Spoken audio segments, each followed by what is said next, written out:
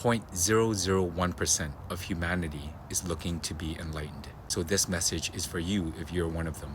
I refer to the Map of Consciousness by Dr. David Hawkins as I read a passage from one of his books. Enlightenment begins at the vibrational frequency above level 600. Here, you will understand the text I'm about to read more if that is your goal.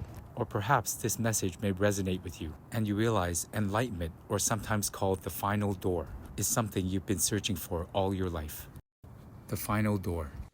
As this approaches, the entire context is pristine, pure, formless, and non-linear. There are no others, nor is there anywhere to turn. There are no longer any personal qualities or positionalities. Nor is thinkingness available, as the mind is silent and non-conceptual. There are no images or memories. Consciousness alone remains as awareness itself, with no object or content of that consciousness awareness. It merely is of its own, with neither subject or object. It is awareness itself that is aware, and there is no remaining entity that is aware.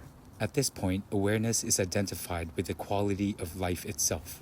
That is all that is left, just life. This sense of the pure core of life has lost its prior qualifications, adjectives, verbs, or nouns. These have been surrendered long before. All that is left is just pure quality of life itself, as the core of existence.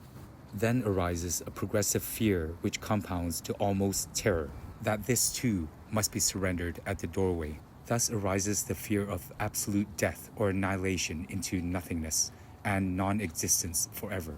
At this point, it is obvious that what is to be surrendered to God is the life of the self and its motive to continue to exist as the experiencer and seeming source and substrate of life.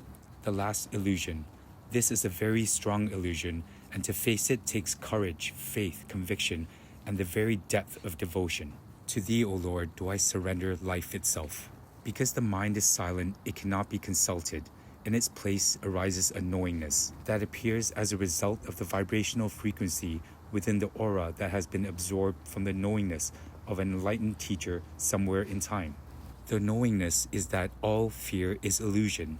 This must be known with absolute certainty. Ignore the terror, for it is really what could be called the final test, and surrender life itself. That one is actually dying is confirmed because that is the inner experience.